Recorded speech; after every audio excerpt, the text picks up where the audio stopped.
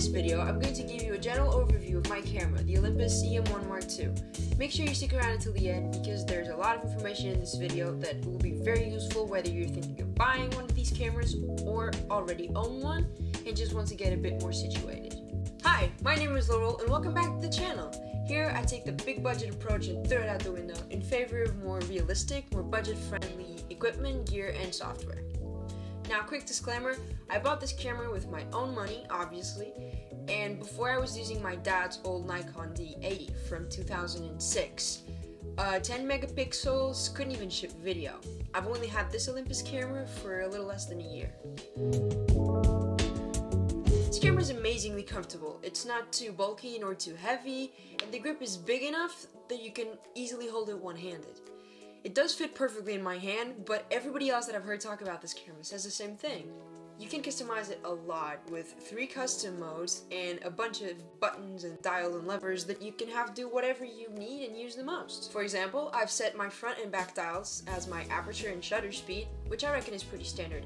But the AEL AFL button, that one I've set to enable and disable focus peaking, which is really useful. This lever switches between the numbers 1 and 2, and I think this is the feature that I use the most.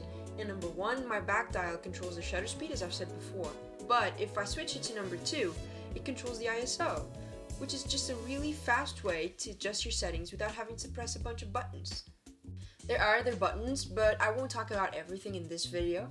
Instead, I'll include it in the super detailed guide that I'm currently working on for this camera, so you make sure you're subscribed to the channel so you don't miss it. This camera kind of has a bad reputation when it comes to the menus and navigating the menus, and it's kind of justified. I never know where anything is, and I always have to start up at the top and work my way through the bottom until I find what I'm looking for. There are 2 SD card slots in this camera. The first one is a UHS-2 slot and the second isn't. They're on the side of the camera, which makes them really accessible, even when using a tripod. So yeah, that's all I have to say. The viewfinder isn't great. I don't use it like 95% of the time, but when it's too bright outside and I'm wearing sunglasses, I can't see a single thing on the screen and I end up having to use it. It's uncomfortable to use. My nose is smashed, the screen is ugly, the colors are weird, and I never really trust the exposure that I see and end up having to rely a lot more on the histogram, which I don't appreciate because it's just another step, another setting that you have to take into account before taking the picture, and it's a lot more automatic and instantaneous to measure the exposure by looking at the picture that you're hopefully already looking at. I have no complaints about the screen though, except that it could maybe be a bit brighter for harsher light conditions, but it's a fully articulated flippy screen or whatever it is the kids are calling it these days, and it's pretty sharp.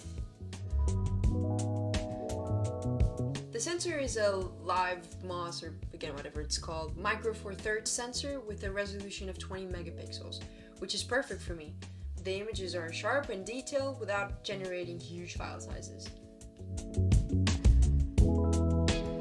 So this camera is capable of 60 frames per second of burst shooting, 18 with continuous autofocus.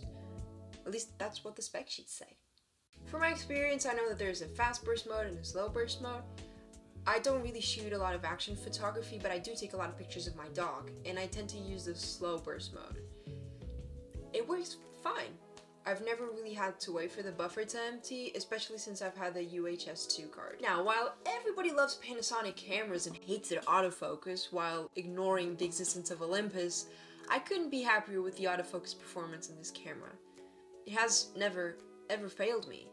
And if a shot isn't perfectly in focus, the first thing I do is check my settings to see what I did wrong, because it's my fault in 100% of those situations. The ISO performance in photos is actually quite good. Sometimes I'm out shooting with a higher ISO number and get kind of scared, but then I get home, I start editing, and everything looks great. The raw files respond super well, and I have no trouble editing. Worst case scenario, you apply a little noise reduction and problem solved. Speaking of raw files, I love them. They're super easy to work with, super easy to edit and manipulate. The pictures do come out a little green, but there's a little setting inside the camera that you can tweak and the problem goes away, and you can obviously correct it in post. I'll talk more about it in the video section, but the image stabilization in this camera is amazing, and I mean amazing. I can take handheld photos with shutter speeds up to 5 seconds. 5 seconds. It's absolutely insane. Obviously, this only applies to non-moving subjects. Okay, this next feature is one that I haven't really tried yet. It's called high-res shot. What it is you set your camera on the tripod and press the shutter button. The sensor then moves slightly a few times to capture different frames of the scene, and then I guess stitches them together and creates this big 50 megapixel file, a lot more detail and with a lot more information. I will try this out someday, I just haven't gotten around to it yet. Video really isn't the main priority in this camera, and you can clearly tell. I'm happy with the results that I get, but the reason for that is that I practically only use one of the video modes, which is Cinema 4K. So if you want to shoot some slow motion, or simply don't have a big fast memory card, as I didn't up until a few months ago, shooting in 1080p is a bit disappointing. Cinema 4K is the only mode that leaves me satisfied. So if you're thinking of buying this camera for video, don't. There are better options out there. ISO performance on video isn't as good as it is with images. Grain starts to appear. Visible grain. And quite a lot. For me, I think that 1000 ISO is as high as I would go for a good quality image. As with photography, the autofocus in video works great. The face/eye detection is super good and I trust it fully. The only thing that apparently fails is the tracking. I say apparently because sometimes you see the focus box lose the subject or turn orange, but I've never really felt like it affected the final result. This camera shoots 60 frames per second in 1080p, and that's as far up as it goes. There's no 120 frames per second in 1080p, and there's also no 60 frames per second in 4K. It is a bit of a shame, but again, this is a photo camera.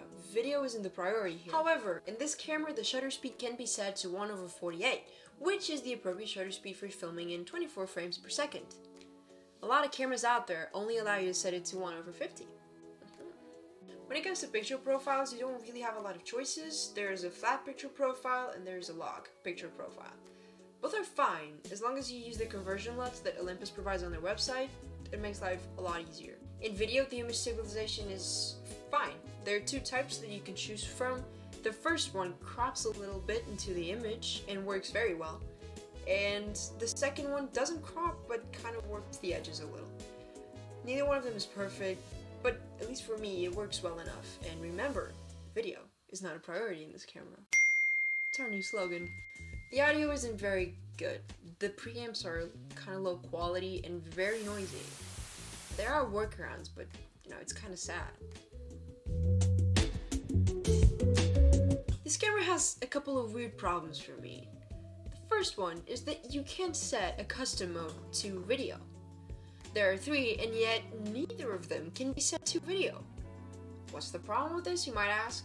Well, imagine yourself in a scenario where you're outside, it's a bright sunny day, and you're in some sort of festival or fair.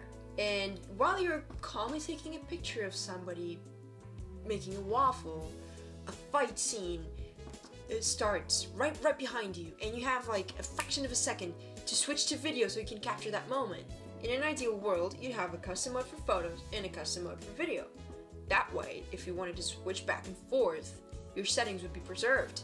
Every time you switch to photos, you'd have a shutter speed of 1/300, and every time you move back to videos, you'd have a shutter speed of 1/48, an ISO of 400. Hell, you'll probably even using an ND filter, and you need your settings to adjust to that. And if you wanted to go back to photos, guess what? Your 1/300 shutter speed would still be there. Okay, so the other thing isn't that weird, and it's not as intense for me either. It's just that this camera doesn't shoot in 8-bit color, only 8-bit. With 8-bit, each channel can capture 256 shades of a particular color, meaning the final image can display 16.7 million colors in total. The 10-bit file contains 1,024 shades per channel, resulting in more than 1 billion colors in total. Which is a shame, because editing is a lot less fun this way, and a lot harder because your images fall apart way quicker. Alright, if you enjoyed this video, please subscribe to the channel if you haven't yet, give this video a like, and leave a comment down below. You guys know how much I love hearing your feedback. Also, there's another video right here that you can watch next.